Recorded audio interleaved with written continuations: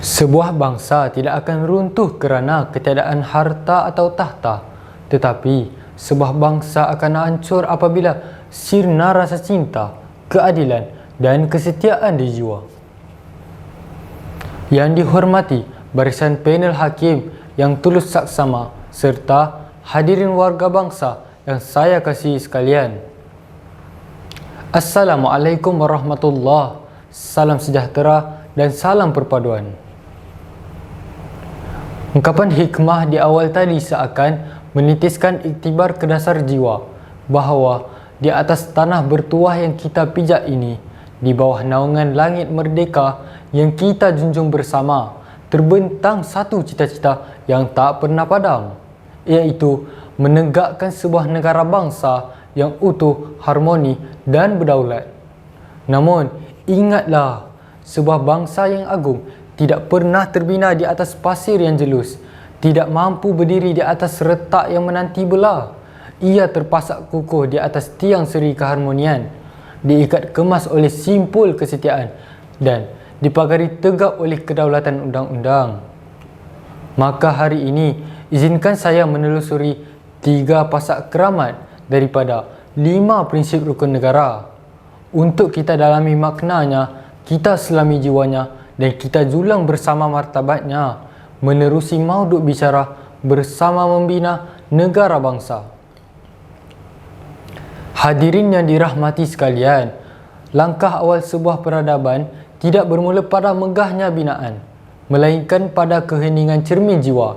Maka tiang seri terunggul yang mengukuhkan pasak perpaduan kita ialah kepercayaan kepada Tuhan.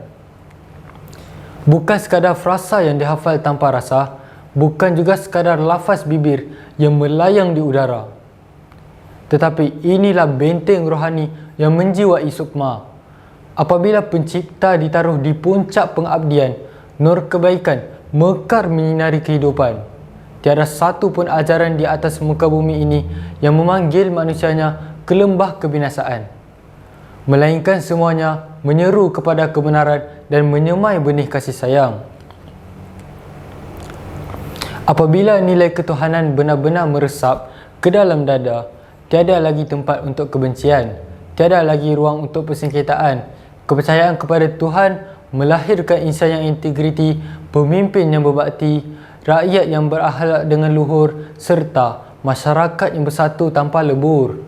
Inilah asas paling hakiki dalam meniupkan roh dan jiwa kepada sebuah negara bangsa yang bermartabat tinggi.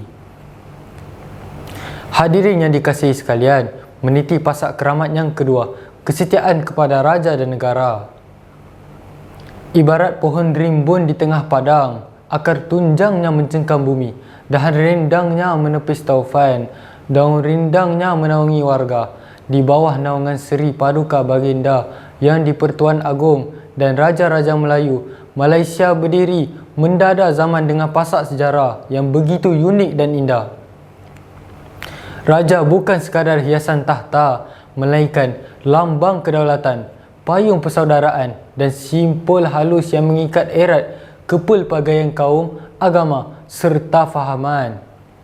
Kesetiaan ini bukanlah kepatuhan yang buta, melainkan ikrar taat yang membara, ikrar yang tidak membiarkan tanah air ini dicari sengketa dan dihancurkan dari dalam. Maka apabila prinsip ini dijunjung di persada jiwa, kita menepuk dada dengan penuh megah seraya menegaskan, kita adalah anak-anak Malaysia berpayung di bawah langit yang sama, bersumpah mempertahankan watan ini sehingga ketitisan darah yang terakhir. Langkah ketiga yang melengkapkan tiang seri binaan kita ialah keluhuran perlembagaan dan kedaulatan undang-undang. Ibarat bahtera megah menempuh samudera, perlembagaan ialah kemudinya, undang-undang ialah kompasnya. Tanpa pedoman, bahtera karam ditelan ombak. Tanpa keadilan, negara hancur dilanda kucar kacir. Perlembagaan ialah payung keramat yang menjamin hak, memelihara kebebasan dan memberi perlindungan saksama buat setiap anak bangsa. Apabila undang-undang didaulatkan, yang lemah dibela dengan adil, yang salah diadili tanpa sengketa, tiada insan yang berdiri di atas hukum dan tiada kelompok yang tercicir di luar garisan. Hadirin warga bangsa yang terbilang, membina sebuah negara bangsa bukanlah karya semalam, bukan juga karya selompok insan semata-mata.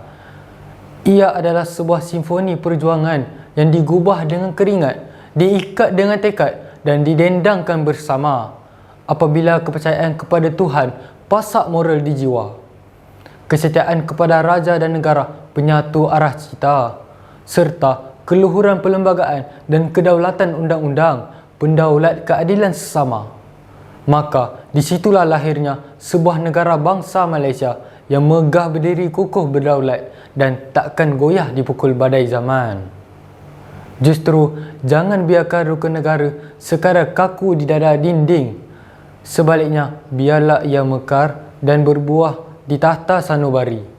Bersama kita genggam erat jemari perpaduan, bersama kita pasak kukuh tiang peradaban, dan bersama kita julang masa depan Malaysia yang gilang gemilang. Sekian, wabillahi taufiq wal hidayah. Wassalamualaikum warahmatullahi wabarakatuh. Sekian, terima kasih.